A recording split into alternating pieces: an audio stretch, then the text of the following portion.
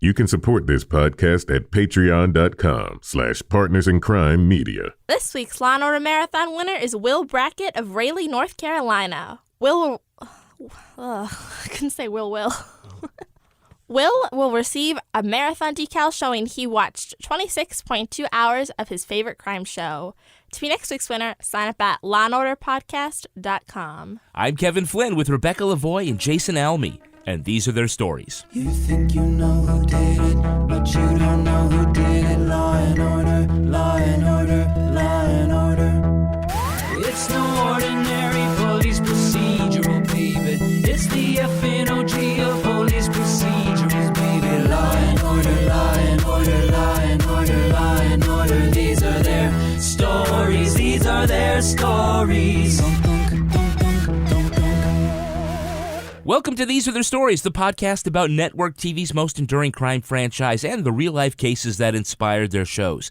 I'm Kevin Flynn. Each podcast will break down an episode from either Criminal Intent, SVU, or Original Recipe, and today we're looking at Special Victims Unit Season 7, Episode 20, Fat. Come on. You see a 300-pound mountain shoving food in his mouth in a restaurant? That doesn't make you sick. People can't help being black or gay, but being fat, well, that's their fault, right? Joining me to do just that is true crime author and the host of Crime Writers On and Slate's Mom and Dad Are Fighting podcast, Rebecca Lavoie. Hello, Rebecca. So for your penance, you're podcasting with your wife, right? Yes, that is penance. We also have a guest who knows a little something about that from the Shit Happens When You Party Naked podcast, Jason Alme. Hi, Jason. Hi, everybody. Yay. I'm here. Everybody relax. I'm here. So the first question is, what kind of shit happens when you party naked? All manner of shit that you can never quite expect. Although I guess if you've done it a few times, you do kind of learn to expect the arrests, the warrants, the unwanted pregnancies, all manner of different stuff. The blackout, hearing about it later, waking up in jail, waking up in the hospital, waking up in a church confessional, still naked. There's a lot of options for shit to go down. It's a wonderful thing. Basically, you end up being a dead person on SVU is what happens. Essentially, you could. Yeah, you could. It could actually really like roll over into your brand quite nicely. So you start on my show, you wake up on y'all's show. Or don't. Maybe you don't wake up. But I think the prologue is way better than the actual story. It's probably more fun. Now, you podcast with your wife, Chrissy. Yes. Isn't it a horrible idea to podcast with the person who refuses to sleep with you? Yeah. It's luckily we're trying to make a baby right now, so I guess for the next couple of months I'm like I got the green light, I'm cleared. When you say you're trying to make a baby right now, I do mean right now. There's something about podcasting that just does it for us. I mean, it really gets us going, if you know what I mean. And you got to strike while the iron's hot. We don't know what you mean. Now, Jason, of all the franchises, which two cops are your favorite detective team? Favorite Law and Order detective team. Oh man, I'm a big Anthony Anderson fan, so I was hoping he was going to stick around after this episode, and I was really sorry to see that the credits just said special guest, and by the end of the episode, he's packing his shit and leaving. I was a little sad because I do like Anthony Anderson. I was hoping he'd stay around long enough to crack some jokes. He really didn't get a chance to be funny, but... So I take it you haven't watched Law and Order seasons 19 and 20, huh? Oh, does he come back? Yes. He comes back as a different character. A different cop. Yeah. We'll talk about all that later. For no reason. Like, why didn't he just play the same cop? Like, it's a very strange because this cop choice. is a dick. Anyhow, did you have a backup choice? I like the what's her name? Marissa Hargitay character. I like her. I like her character. I like the guy from Wet Hot American Summer's character too. What is he? Elliot? Elliot starts an S, right? Stabler. Yeah, God, that's I'm gonna lose my fan card for SVU. They're gonna kick me out of the SVU fan club of Summersworth. Shit. That's okay. We've heard worse. And who's your favorite prosecutorial team? Favorite Law and Order District Attorney Prosecutorial Team. Oh man, I guess the blonde girl from this episode. Yeah, because Is this the only episode you've ever seen? She's the only prosecutor that I'm personally familiar with. She's appeared on my podcast several times. She's a close friend. I'm kidding. All right, now let's take a look at the first half of this episode, SVU Season 7, Episode 20, Fat. Elliot and No Benson reports to a crime scene. The victim was beaten, sodomized, and had her finger cut off, which Elliot saves by sticking the digit in his iced coffee. Hey, I'm a detective, Jessica. Leave her alone. Look, Jessica, just tell me what happened. I need to know who did this to you, okay? Let me know. Just tell me something. Enough. Look, man, we got a window of opportunity. I understand that, but scaring a girl's not going to get us anything. Sorry. I forgot I was dealing with Detective Sensitive. Now, Elliot is not happy about his new partner, Lucius Blaine. He is special victims-ish, and his rough style rubs Elliot the wrong way. The victim, Jessica, has been working undercover with the health department for stings on underage tobacco sales. Is that information helpful to the plot? Not really. CSU says by the depth of the footprints at the scene, their perpetrators were at least 250 pounds. And based on the crime scene blood, one of them is menstruating and has diabetes. Elliot and Lucius goes to Jessica's school and brings in an overweight brother and sister.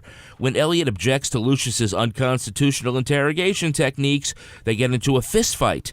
Later, while changing in the locker room, Benson appears telling Stabler that she requested a transfer to computer crimes because, well, it's complicated. Okay, so they have done something we thought was impossible. Rebecca, give us an SVU detective even more over the top than Stabler. Well, I loved the cold open of this episode where Elliot is in confession apparently for the first time in 2 years. These are my sins. I was selfish. I was disrespectful. I lost my temper. And I heard those like game show sound effects in my head when he confesses to being selfish. I heard like bing, bing, bing, bing. And he confesses to being, what was the second one? Disrespectful. And of course, having a temper. And then Anthony Anderson shows up and he's so much worse. Well, initially anyway, like halfway through the episode, they sort of trade places, which is weird. But yeah, I mean, I think it's really fun to see Anthony Anderson. That's a prelude to his later appearance, as Bernard on Law and Order, playing a different cop, though, for no reason that I can explain. But I really loved it. We get an awful lot of information about the health of their unidentified suspects from that crime scene. And from the levels of the hormones FSH and LH in her blood, this female's going through puberty. We're looking for a 240-pound girl? Whose blood glucose is through the roof. So when you arrest her, make sure you tell her she's got type 2 diabetes. Yeah, I loved that scene because if you didn't have me at sodomy, you definitely had me with diabetes and menstruation. Like, that is like the combo. You got me. I was pulled in from that very opening scene because I was like, holy shit, is this relevant? Like, I'm not obese, but I do work in the dietetics field, and I am a type 1 diabetic myself. I work with other diabetics too. And so I was like, dude, did they write? Is this episode about me? Is this the real story? Am I the real story that this episode is based on? I hope not. I also hope not. But so they get the blood, and instead of running DNA, they do what, like a lipids panel, or? Yeah, test strips. So the principal at that high school pretty much has surrendered in the battle of keeping students healthy. Used to be heavy kids played music just so they wouldn't have to do PE. But we don't have PE anymore, and about a third of our kids are overweight. What are you doing about it? Now, made the cafeteria serve more salads and fruits, but kids like burgers and fries. Got a half a dozen fast food restaurants right on his block. Well, this was a really funny episode, and I'm sorry, I know that you're a type 1 diabetic, but there was a lot of very superficial nods to this whole, like, soda is bad and is marketed to kids thing, and the funding has been cut for exercise for kids. It was like a 2-minute scene during which they passed the biggest soda machine I have ever seen in my entire life. And the principal bemoaning, the poor nutrition, the lack of exercise. And Anthony Anderson, of all people, this episode is a lot of fat shaming, by the way. And I am not like a super skinny person, so I'm very comfortable saying that, like, is Anthony Anderson really the right character to be like fat shaming kids and their lack of exercise and diet when he is not Trey from Blackish in this episode? He is Anthony Anderson that we used to know and love as a big guy in this episode. And the look of disgust on his face when they're talking about it is just like, hello, are you pot? Calling the kettle black a little much? Yeah, for sure. They're interrogating her, and they're like, you can't hate on somebody because they're born black or they're born gay, right? Those are off limits. I like that she's like, well, no, look, I'm progressive enough to understand that I don't discriminate on basis of sexuality or race or ethnicity. I'm very woke. Yeah, I'm very woke unless you're fat, and then I'm coming after you. Now, we get to see a couple of actors before they were famous. Yeah, we do. Before they were famous. So we've already mentioned Anthony Anderson. Yep. Oh, yeah. Don't give me that holier-than-thou crap. I know how you work. You know nothing about me. No wonder your partner dumped you. Now, this is, as we said, before his turn as Bernard and long before his breakout role in Blackish. As Dre, yes. As Dre, yes. And, but I will say that if you followed his career, I do think that the best role he ever played was the bad guy in The Shield. Really? I think it was Antoine was the name of the character, yeah. and he was just scary AF. Terrifying? Yeah, which is, if you think about like going from that to all the way over to, the sort of affable upper middle class black man. He's not affable, though. That's the thing. And what makes his character in Blackish so brilliant, and you see flashes of it here, is that Dre in Blackish is actually full of rage. He's full of rage against like the system. Every episode is like a treatise on the unfair treatment of African Americans in America. And it's just below the surface all the time. And all of his like simmering resentment is the core of the show and is what makes it so funny at the same time. So I actually think it's a good pairing. I did keep waiting for him to be funny in this, though. I will say. I was hoping he would be funny. It was funny when he called Elliot detective sensitive. I did really. If I may disagree with you for a moment on Anthony Anderson's breakout role, I felt like, and I could be wrong, it's been a while since I've looked at his Wikipedia, but I really felt as if his breakout role was Me, Myself, and Irene as one of Jim Carrey's sons in that film. I really thought that was kind of where that's where his star started to rise. He did. He wasn't a household name by then, but no. Yeah, we'll have to give you that one. Another great guest appearance here of somebody that we didn't previously know. Jason, can you tell us who played victim Jessica DeLay? It stopped, and then I heard footsteps. And then suddenly there was a bag over my head, and I was being dragged into the van. That was Miss Rooney Mara. She's an Academy Award nominee for The Girl with the Dragon Tattoo. She was also in the remake of A Nightmare on Elm Street. That came out in 2011-ish, I think. But this was pre-fame Rooney Mara, and this is actually, it's ironic that she was in this episode, fat, because she was fairly slender in this episode, but she's only gotten skinnier since then. Like somebody needs to send her a sandwich. Rebecca, she is listed in the credits as Trisha Mara. Really? At this point. Yeah, do you know how she got her stage name? Oh, don't they have a Rooney in the family or something? Don't they? They're like a famous family whose parents own sports teams. Because her sister is also an actress, right? Right. Now her grandfather is Wellington Mara, the co-owner of the New York Giants, and her great grandfather is Art Rooney, the founder of the Pittsburgh Steelers. Legacy sports family, and with acting granddaughters, because her sister was in House of Cards. That's right, and in lots of other things. I guess it pays to get like the really good acting classes when you've got football money or concussion money, as we call it around here. Exactly. It's too bad that that my grandfather is the owner of the Macon Giants. It's a small lacrosse team out of Macon, Georgia. I mean, it's not a football team. It's no big deal. There's not a lot of family money. I mean, I was only gifted a few million. Yeah, only a few million.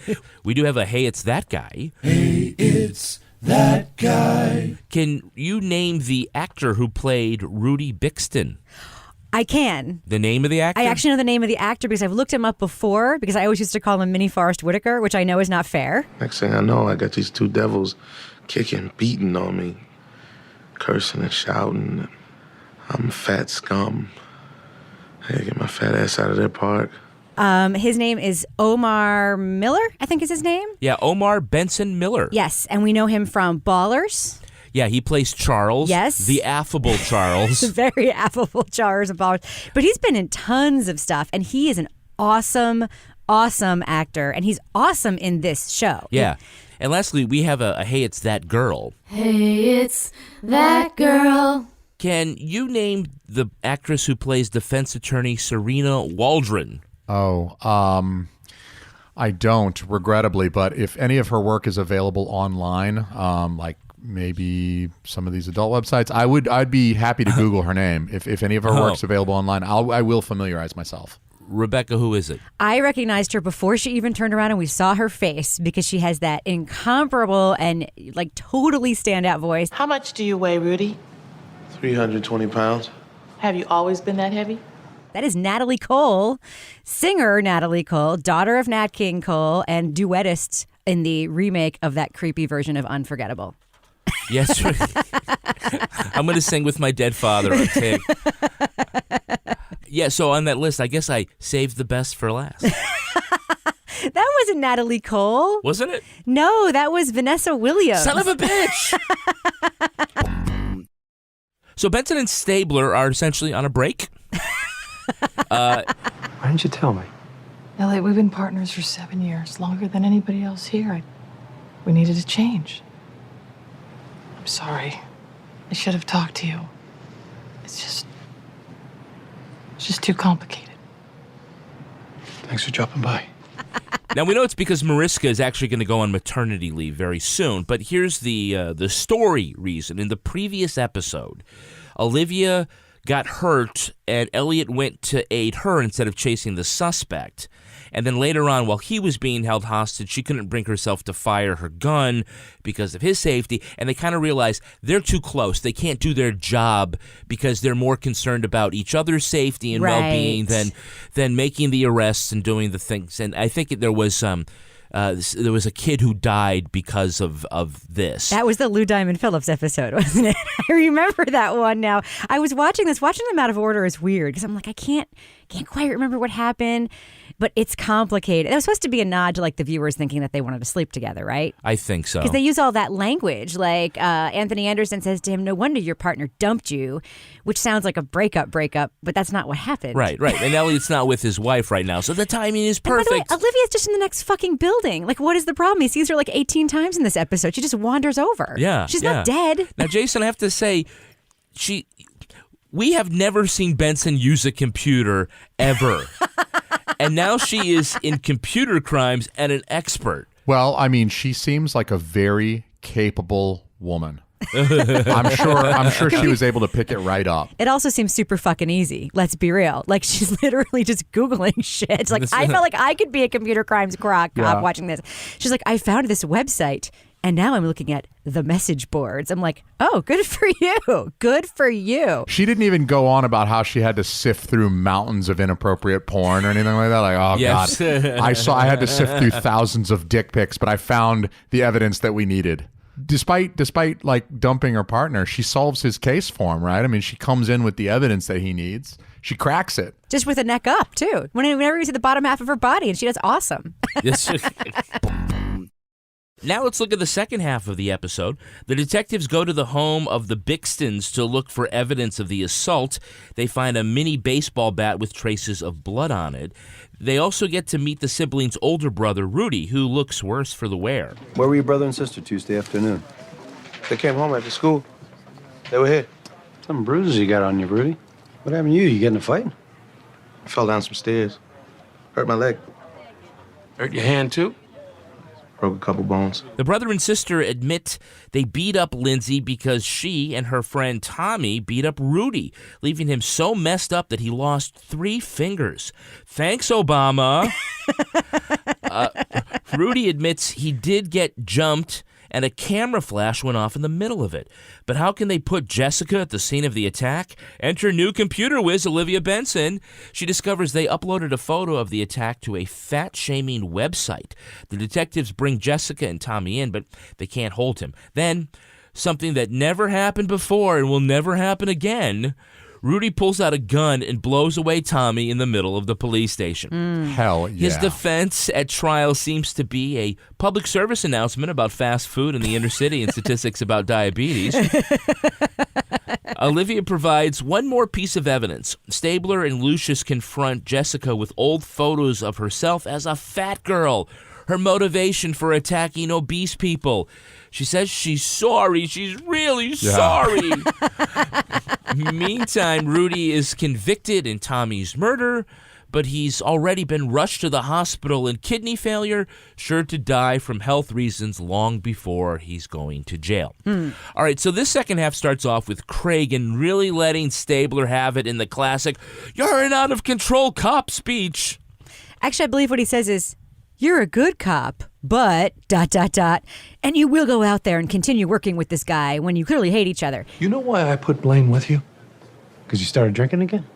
So you know what you're like to work with. Well, what does that mean? I don't lie to kids. He bends the rules. You do too. Not with kids. You want me to list every time you've crossed the line? You're a good cop. But God knows how Olivia put up with you for so long. And then 2 minutes later, they're fine. They're totally fine. Shake hands. It's all good. I was wondering, like, where the fuck is their HR department? Like, how are they going to... like, besides the fact that you're a police officer and you just committed an assault and you ought to know that that's illegal, like, that's a felony. Like, you assaulted the dude. But now, not only we're not going to call HR, the HR lady's not going to come down. She's not going to take any statements. God damn it, you guys are going to get back together. Get back out on that street. Here's your gun back. Go be with that guy you were just fighting with and assaulting. Here's your gun. Go meet that guy in the hall and go solve this case. Don't shoot each other. The first thing I'm going to do is give you your gun back. Yeah, Go exactly. find it. And of course, Stabler's being such a little bitch. He was like, either you get rid of him or I'm going to quit. Yeah. He messed up my shirt. Yeah, he should have called him out. Like, what are you going to do? You're going to go get a job as a Walmart greeter? You're going to quit and you're going to go work at Walmart? What are you going to do? What are you going to do? You know, like, you need this job. Come on. You got 74 kids, Elliot. Yeah. Of course, Stabler also goes after Cragen by saying, like, asking. He asks about, like, why do you think I paired you up? He's like, are you drinking again? I know. Oh, I like that. Blow. I was like, ooh. He basically, this is why I wanted to have the bell ring during the confession, because he's proving all the shit he confessed to the priest at the beginning. He's disrespectful. He has a temper. He's a dick, and he needs to call his damn wife. Yeah. Yeah, his penance is call your wife. And how is that penance, by the way? How is that penance? That just seems like... Don't you know his wife? How his wife is awesome. What are you talking about? It's that daughter Kathleen that we don't like. I was raised Catholic, and they always used to tell me, like, say Hail Marys and shit. They weren't like, call your grandma. Yeah. Tell her about that. Tell her about all your excessive masturbation. That's penance. Ouch. Luckily, she's deaf, so... So there was one clue that I didn't bring up because it was stupid. What's that? The attacker stole Rudy's baseball cap, and later they have a picture of Jessica wearing a baseball cap. Did they only sell one baseball cap in New York ever? The Bronx Gators? The Bronx Gators. Remember, everyone used to make fun of Rudy because he was a fan of that stupid fucking baseball team. Like, anyone would even know who that team was. Come on. It's ridiculous. It's totally ridiculous. Yeah, more people know about my Macon Giants lacrosse team that my grandfather owns than the Gators. Jeez, I heard Gators and I instantly thought Florida. But then when I realized, like, it wasn't the real Gators team, that was like, oh, this is kind of one that was made up for the episode. I guess it makes a little less sense. But also, I went to UGA for my undergrad degrees, and I hate the Florida Gators. So he's kind of off the hook in my books, because if he'd been a Gators fan, I'd have been like, guilty! Send him to the chair! I have to point out one evidentiary inconsistency in this part of the detectiving of the storyline. Yeah. So we are to believe that these two high school kids, who, by the way, were interrogated as part of an entire orchestra, which was fucking hilarious. That was how they sussed out the suspects. But we are to believe that they went and committed this horrific crime in a mysterious van, which, by the way, they never find or talk about ever again. The van. They brought the weapon home covered with all sorts of goo. But they left her purse, which had like all of her shit in it. Like they took the phone when they left everything. They brought the bat home. Like, these are very, very inconsistent and not so smart criminals to bring home the assault weapon, but then like leave the cash and credit cards behind. I don't know. I didn't buy it. It was personal. The sodomy device. The sodomy device. Unfortunately, that's what they used that bat for. And I got to tell you, it's a mini baseball bat, but still pretty big. Yeah, still pretty Isn't big. it so awful? Isn't that what we were all thinking? Like Yeah. every time they talk about sodomy on the show and they show you the sodomy weapon, the only thing you can think is, well, that's really fucking big. Unless they use the other end, and we go, well, that nub might have been fun. really, what SVU taught me is that anything is a dildo if you're brave enough. And apparently these criminals were brave enough. They were. Very brave. Now, there are a couple of things that I found far-fetched. Really? Yes. A couple? Surprise, surprise. The first is that wheelchair-confined Rudy is able to sneak a handgun into the police station under the folds of his fat. Hey, I'm talking to you. Remember me? He's got a gun! Drop it! Drop it! Somebody call a bus! Did I kill him? That was surprising, and I really appreciate that you said wheelchair confined and not wheelchair bound, which is like the most offensive thing you can say. And I appreciate that you did that. But they were not afraid to then say that someone in a wheelchair is just going to sneak a gun into the police station. So I don't know. It was a little far-fetched. It really was. When he shoots that kid, I was like, edge of my seat. I was like, holy shit, how did he get a gun in there? He hit that shit in his folds, man. I think the chief was like, yeah, nobody thought to search the guy in the wheelchair. And I guess you would feel like a dick, like patting down the kid in a wheelchair, like, hey, you know, I understand you're an obese lad with diabetes in a wheelchair, but I still need to make sure you don't have a gun. I'd feel like a dick as a white dude kind of patting him down too. I might let him through. But then I was also like, what if he just like had that, you know, like if he had that gun, it wasn't a big gun, it was a little revolver. What if he had that hidden in the crack of his ass or something like that? Like there's a benefit maybe. Like they talk about the largeness being obese in this episode is like this is very much a bad thing, obviously from a health perspective. But I don't think they really highlighted the benefit of being able to stash a gun somewhere in and around your body. I mean, if you're the skinny white girl, you're not stashing. That gun is going to, it could be a pea shooter and that thing sticks out like your bony hip. But this dude he's voluptuous. He could hide that thing anywhere. Yeah, it certainly shows the benefits of being obese when you want to be an assassin. It's just not good when you want to make a getaway. Right, or if you want to stay alive and not have your foot cut off, as we learn. When you want to make a getaway, it's tough. But for those who don't remember the visual, he has like his left hand like all bandaged up and his leg up in this wheelchair, and he's he's overweight, and I'm just trying to picture him buying this gun illegally on the street and keeping it a low profile. I don't know. I just really like the whole shooting scene because even though I know I've seen this before because I've seen all of these, it still surprised me because his affect. This is why I say his performance is so solid. Like he so outacts everyone else in this episode because he does have that sort of guileless, victim thing, and you believe it, and then he's like, "Hey, Tommy," and then after he shoots him, he's like, "Did I kill him?" And I'm like, "Oh my God, it's so creepy and good, really good." He's a good freaking shot too. I mean, you've got a very good point. Yeah, the guy's in a wheelchair. He's got one arm bandaged up, so it's not even like he can hold the handgun. I mean, this kid just holds it out with his one good arm. Boom, one shot right in the heart. I mean, it's not like he wings the guy in the shoulder or something, which seems more likely. So your eyesight is shy. I'm speaking as a man who's been in diabetic ketoacidosis. You can't see shit, and the fact that he's still able to hit this white kid from across the room with one bad arm and probably not able to see shit because he doesn't have glasses on and his retinas have to be messed up because of the sugars, he still hits him right in the heart. I was impressed. Yeah, and I was actually very happy to see that douchey lawyer get his client's blood all over his face and suit. Yeah. It's too bad they weren't lined up like in the Indiana Jones movie and he could have shot him and it went through him and hit the lawyer and they both fall over dead. That would have been nice. I do agree with the aorta theory, though, because there was a hell of a lot of blood on the floor for someone who allegedly died instantly, as we saw from the very dramatic mopping up scene that we see in the next shot. Q2 janitor guy wearing janitor outfit with one of those string mops, just spreading the blood around. Yeah, I thought that was great, too. And this guy's like, this happens so often. I should be better at this. There was a lot of that was one of many sort of slow response moments in this episode. So at the very beginning, one of the things that really struck me was that Elliot gets paged at church, right? Mm-hmm. And so he has to get all the way from wherever his stupid church is, probably in Queens, to this dump site where the person is alive. Jessica's alive. She's unconscious. She has her finger cut off. And the ambulance is still there. And I'm like, wouldn't they just take the victim and quickly take him to the hospital? And then he has time for him to take the finger, put it in the iced cup of coffee, him to get to know Dre from Blackish a little bit. And then when he finds the finger, he's like, hold the bus. I'm like, why is the ambulance still here? Like, what is happening? And the blood scene again, it's like, they're just cleaning this up now. Like, I don't know. It seemed like a lot of slow response happening. Feels like their priorities are misplaced. Perhaps they should be thinking about sugar in schools. Yes, they should be. The second far-fetched scene, I think, is the motivation for the beating, which is that Jessica used to be fat, and now she's going to beat up fat people because she used to be fat and they're still fat. A beautiful young girl who hates fat people. Stop it, please! Because she used to be one herself. Stop! You don't know what it's like. People staring at you every bite that you eat.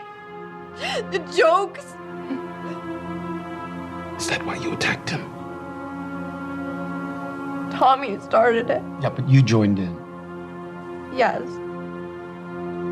I couldn't stand the sight of him. But I'm sorry.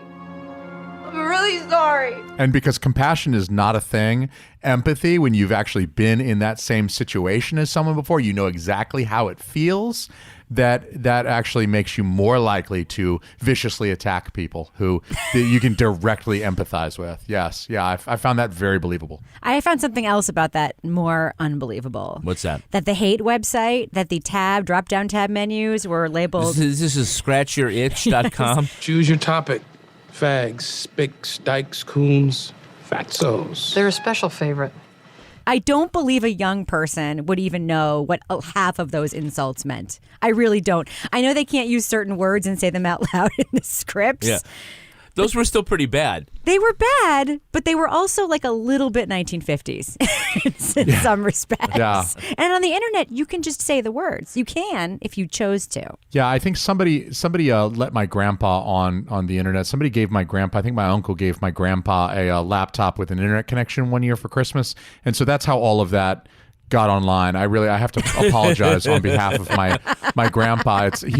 He was born in another time, everybody. It's not, we've tried to educate him as well as we can, but I think the best we could do was get him to say all those words instead of the worst ones. I still think it's amazing that she was able to upload that photo to the website with all the captions using a flip phone. I know. These kids with their photo phones, right? Right. All right, let's take a look at the real-life story that inspired this episode. It's time for Ripped from the Headlines. You think you know who did it. You think you know who did it. But you don't know who did it. You don't know who did it. Ripped from the headlines. Some plot points in this episode were inspired by a lawsuit brought against McDonald's by two Brooklyn teenagers, Ashley Pellman and Jaslyn Bradley. They said their diet of fast food contributed to their obesity and other health problems. Ashley said that between the ages of 5 and 12, she ate at the restaurant 3 to 4 times a week. Jaslyn said she stopped in at least once a day. By the time they were in high school, they developed diabetes, coronary heart disease, elevated cholesterol, and high blood pressure. The plaintiffs sued in federal court, arguing that McDonald's had misled the public about the nutritional value of their meals, and their advertising implied they could get healthy food there every day. They also claimed the company was negligent for marketing food that was, quote, physically and psychologically addictive. The judge failed to digest the arguments, throwing the case out of court. Attorneys for Mickey D's called it a victory for common sense. The war against the fast food industry, though, is far from over. In subsequent years, they've made major concessions on issues like trans fat cooking oil, supersized soft drinks, and nutritional labelling practices.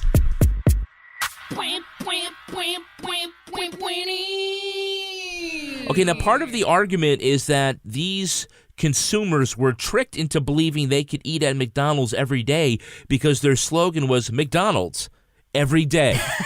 Yeah, it's a pretty decent argument. And we do now know, which perhaps that judge did not take into consideration, that McDonald's as a corporation did target poor black communities in their franchising and did use advertising practices that encourage people to eat there every single day. I have a lot of feelings when I hear about lawsuits against McDonald's, for instance, because children were led to believe that they could eat there every day without consequence, or that there is maybe evidence that McDonald's is selectively targeting young people or people who are of a lower socioeconomic status.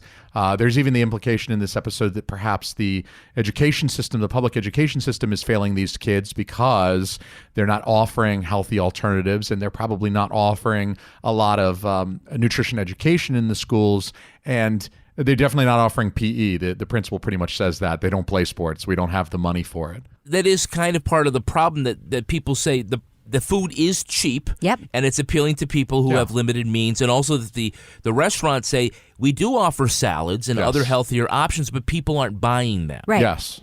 Well, they also don't have, like, I don't know, I know that where I grew up, you walked past a 7-Eleven and McDonald's on the way to school. You didn't walk past a smoothie shop on the way to school or even a grocery store. I mean, these are neighborhoods where, like, this is a place you would go to get a quick, cheap dinner. It's not like there are other alternatives. I mean, there's like food deserts for the large part. I think it feels better for people to be well-educated and know that if you choose to eat fast food every day, that your nutrition will suffer and that you may gain weight, you may face obesity, type 2 diabetes, heart disease, and other things as a result of these nutrition choices. On the other hand, there's the part of me that thinks that believes in kind of personal liberty. And my job as a dietetic professional should not be to slap the cheeseburger out of a young kid's hand as they're walking to school in the morning. And I do wish as a dietetic professional that people would drink less sugary beverages and soda and stuff like that. And, maybe drink a little bit more water and calorie-free beverages, particularly diabetics. When the diabetic kid asked for a soda in this episode, it almost killed me. I mean, I wept openly. Let's talk about suing McDonald's. Okay. Now, the most famous case was the 1994 Stella Liebeck versus McDonald's. This is the hot coffee case. Right. There's a lot of myth around what this case actually involved. So here's the fact and fiction. This was a 79-year-old woman who was in the passenger seat of a parked car when she spilled the whole cup of coffee on her lap trying to take the lid off. She suffered third-degree burns that required 8 days in the hospital and numerous skin grafts. Now, they say the optimum temperature for brewing coffee is between 160 and 180 degrees, and McDonald's policy was to brew it at 190 degrees.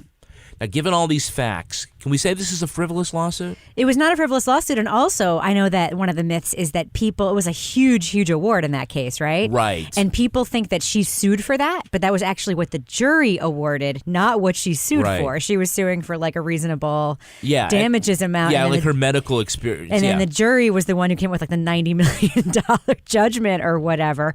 And that was an interesting, sort of the judge ended up knocking that down. Yes. But I do think that case helped perpetuate this myth. Well, it's her choice to go to McDonald's and get her coffee, and she's stupid for driving and drinking. And when none of those things were true. Right, and because then you need the label that says warning contents are hot. Right. Then it's like, people point to it as an example of like the reason we need a legal tort reform, because it's a frivolous lawsuit and anybody can burn their mouth on hot cheese pizza. What's funny is this is not the only episode we've talked about on this podcast that's about the fast food / sugary beverage industry, like causing murder. Yes. Remember the mushroom salad episode we watched, which was also like Coke is evil? Like, this is a theme that comes up over and over again. And the one thing this episode didn't do, what they didn't do was that dumb counter argument of like, well, these kids have choices. They could just eat yogurt. Like, they didn't do that. And I appreciate that they didn't do that. That was actually a nice turn that this episode took, even though so many turns in it were so bad. Obviously, the restaurant has an incentive to make sure that the food exceeds 165 degrees because they don't want to serve food that's going to make you sick because of any type of contaminant in that food. And they can reduce that risk by making it very hot. But then on the other hand, like, the lady spilled the coffee and the coffee burned her, but like, are we going to talk about the Taiwanese manufacturing plant of these coffee cups? Like, why was it so hard for her to remove this lid? Like, I might focus on that. Like, who made this lid? Why did they super glue the thing on there? Why do I have to dump coffee all over my lap because I can't get this freaking lid off to put a little Splenda in my shit? Excellent point. They still haven't solved that problem. That's true. That's ridiculous. Yeah. They have not. No one's murdered anyone over it, though, as far as we know. And lastly, we can all agree that the fillet of fish ought to be outlawed, right? Oh, man, I love the filet of fish. My wife is about to come in here fish, and beat me. I love the filet of fish. It is. So does she. man. Tartar sauce? Oh, man. That was my go-to walking home from junior high as a kid.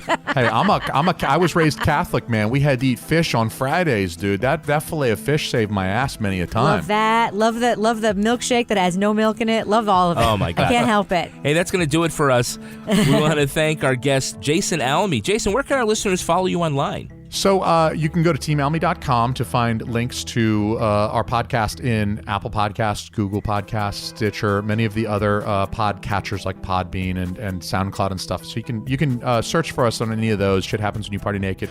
You can find us on Twitter at SHWYPN.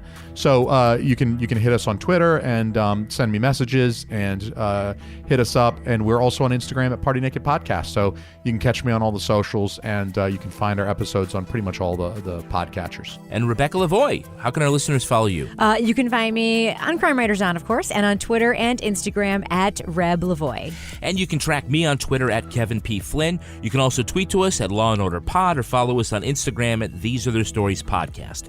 Our newsreader was Cy Frater. Our theme music was composed and performed by Uncanny Valleys. Line editing by Henry Lavoie. Content assistance from Travis Roy. Lily Flynn handles promotions. For ad-free episodes of These Are Their Stories a week early, sign up for Stitcher Premium. Get your first month free at StitcherPremium.com/crime. All clips in this podcast were used in compliance with the U.S. Copyrights Act fair use exemption for criticism and commentary. If you want to know what episodes we're talking about and our upcoming shows, go to lawandorderpodcast.com. Sign up for our newsletter for a chance to be our next Law & Order Marathon winner. These Are Their Stories was recorded in the Yoga Loft above the Bodega in Bay St. Louis, Mississippi studio and is a production of Partners in Crime Media. Partners in Crime Media.